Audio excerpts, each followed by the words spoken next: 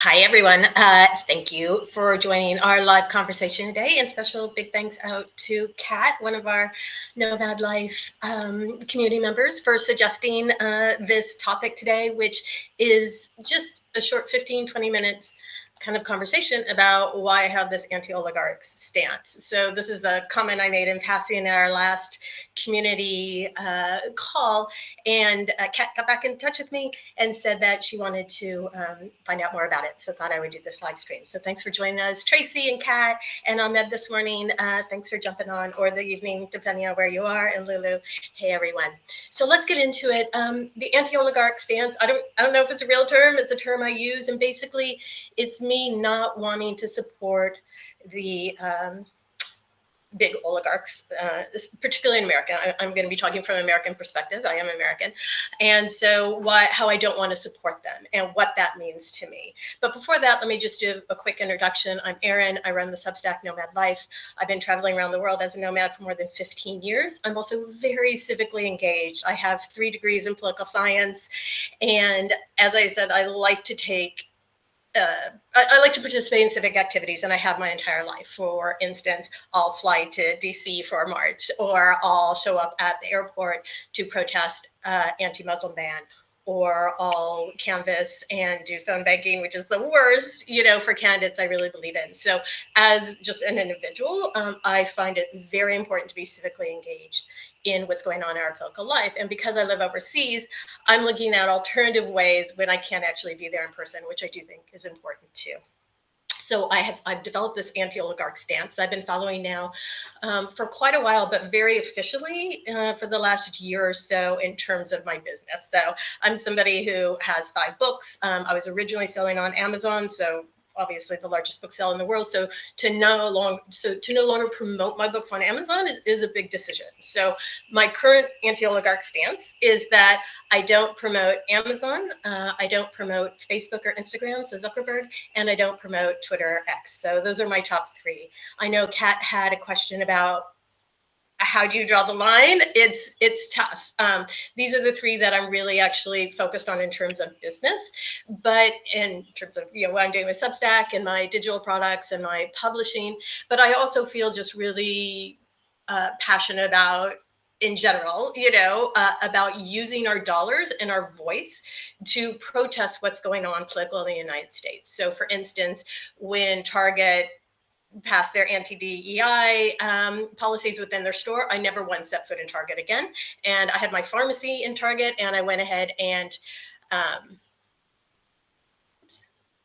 and switched my pharmacy out. So I really never had to set foot in Target again. Also, for instance, when Walgreens decided, the pharmacy, to no longer issue Plan B, the women's health product, in all of their pharmacies, I switched my prescriptions to CVS. So it's something I've been active in a long time. So now we'll talk about how I do it in terms of products. So I wanted to have this conversation, not just do it on chat. 1, it was going to be a little bit long, and 2, I think it's nuanced, right? So I want to be sure, and I also want to open up to questions and have more of a dialogue if people are more interested in it. So, for instance, most importantly, why am I doing this? Again, I feel it's really important for us to use our voice and to protest politically in ways. And as Americans, we are an intensely consumer society. And one way to do that is to control our spending, to control our data, and to control our content. And so that's why I chose Amazon, Facebook, Instagram, and Twitter, because it's a way for me to enact my values in a way that doesn't make a difference to the oligarchs. I mean, the $20 I'm going to spend on Amazon or Whole Foods, which I no longer go in either or buy from, doesn't matter to them, but it matters to me. And we've seen in America that actually economic boycotts are one of the things that does change policy. So if you look at, again, Target has really had an impact on their bottom line. If you look at Disney and some of the boycotts of the comedians and things like that, that we actually have a voice in when we gather together. And so I think this is one of the ways that we can affect change, and that we don't do enough of it. And also something I could do overseas, as I said. So that's why I'm doing it.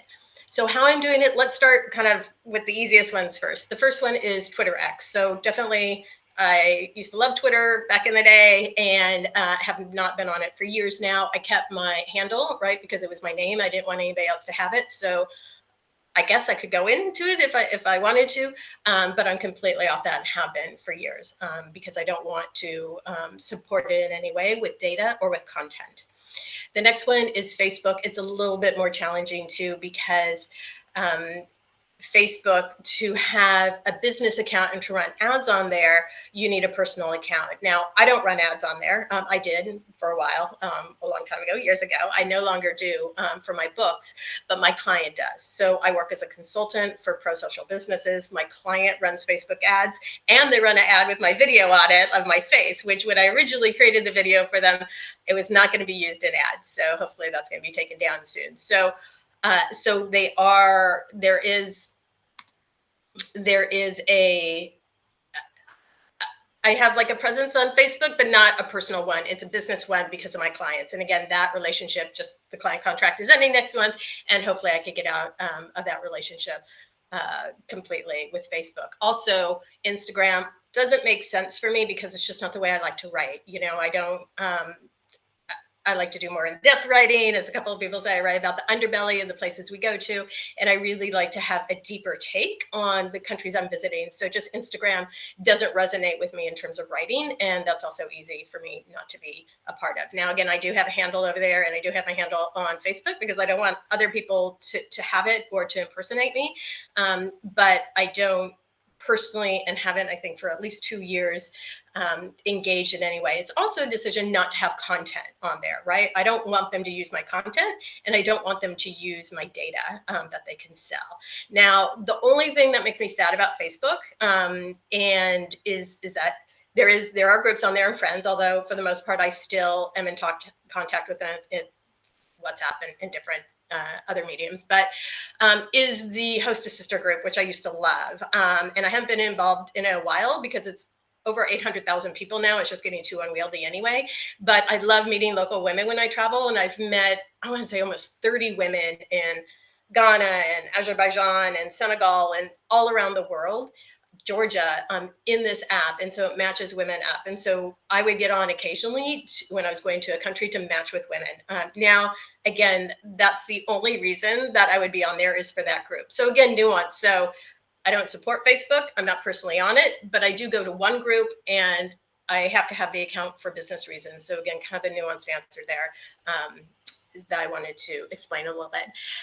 And then let's get into Amazon. So Amazon also a little bit of a harder decision, obviously, as somebody who writes books and publishes books. And so I decided not to be on Amazon last year. So what that means to me is I no longer promote my books on Amazon. And in Substack, in my nav bar, you'll see books and guides, and I sell it through Kit. So I sell it directly. And this I do feel really passionate about. And I don't like the policies of Bezos and certainly Amazon and what they do to small businesses and things like that. And so I've taken off. So what that means, though, while I no longer promote on Amazon, I do still have my books listed there. And I do that because I have had books be #1 ranked there.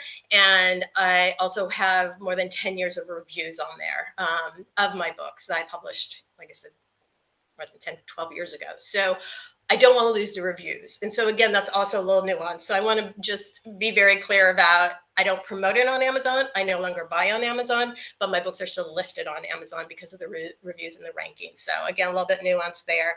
And if you're on Amazon, you would potentially see me on there in the books. So that's how I'm dealing with it. Like with Amazon, I do actively not shop there. So for instance, one of our Nomad Life community members, Matt Ray, had his book come out, Hitchhiking the Globe, Worldwide Hitchhiking.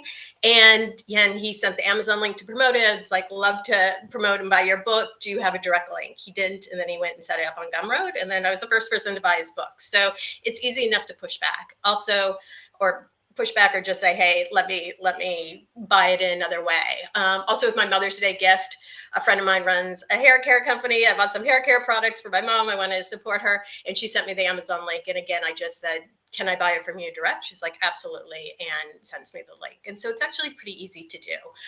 The one time I do buy from Amazon is in support of friends and community members. So that is actually sort of trumps my wanting to stick it to Bezos, who doesn't care about my 15, 20 bucks anyway, right? And so if you look at our community member, Jo Barnes, who launched her Big World card series at the end of last year, it was only on Amazon. It was important for her on Amazon because she was trying to get momentum and rankings there. And so I spent the $15 to buy the books. I sent it as a present to somebody on Amazon because that was important. More important for me to support Jo and what she was trying to do with her new product than it was to not use Amazon. So again, a little or a lot nuance there with how I deal with Amazon, but those are the three that I really concentrate on.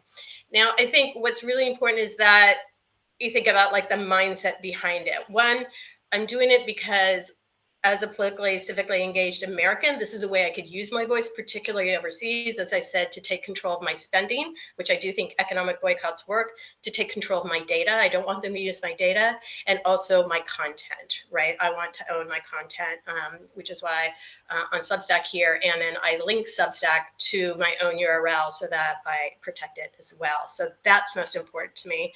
But I also think there's a mindset shift, which a friend of mine wrote about why she's off the oligarchs or Facebook in particular a couple of years ago.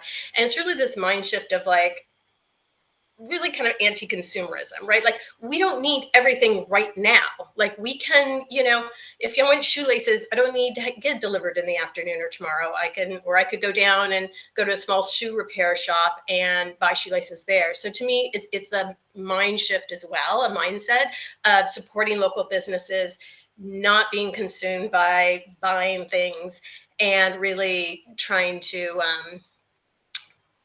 just take a beat, like we don't, it's the immediacy and the consumerism is all encompassing. Again, speaking as an American, that I really just don't want to live into anymore. And so for me, important to be politically, civically active, but also important for me to turn off this mindset and not just to fall into the default of I need it now, and what that means, and how if we don't need it now, and we probably don't, how instead we could support the communities we're visiting or our small businesses if we're in the States. So awesome. We have 10 people here. Hey, everyone. Thanks for joining. So we have a few minutes left. I purposely wanted to keep this just at 15 minutes. It's my first live, so give me any constructive feedback. Happy to get it. But also, if you have more comments, shoot them to me. If you guys are really interested in it, we could do a community call. We do community calls, as you know, every other week, so twice a month, one for the Americas time zone and one for Asia Pacific, Europe, and Middle East time zone. So our next community call, if you're interested, is on next Thursday, the 21st, and that's for the American Pacific and EMEA, Europe, Middle East, Asia time zone. We're going to be talking about actually book publishing, and I'm happy to share too, how I publish books and how I promote them, not being on Amazon at that time. So definitely look for that invite. But anybody else here in the chat want to make a comment or two the last few minutes? I'm happy to answer questions. Kat, you're definitely interested in a longer conversation about this. Okay, we'll schedule one. You know what? We can have a whole anti-oligarch Nomad Life community chat. We'll go ahead and set that up. So we'll definitely make it in the Americans in your time zone so you can participate. Anybody else? No? Well, I thank everybody for joining. Like I said, happy to get your feedback on this. I hope you join us for the next Nomad Life community call on the 21st of May. And put in your comments, put in your reactions. If you think I'm full of shit, go ahead and put that in there too. That's okay. I'm happy to revisit it, or I'm happy to refine my strategy. Like I said, it's one that I've been developing and I've been trying to live into, but it's certainly open to interpretation and growth. And so would love any sort of comments or constructive feedback that you have to give me. So thanks everybody for coming, and I will chat to you soon. Thanks, Kat. Bye, guys.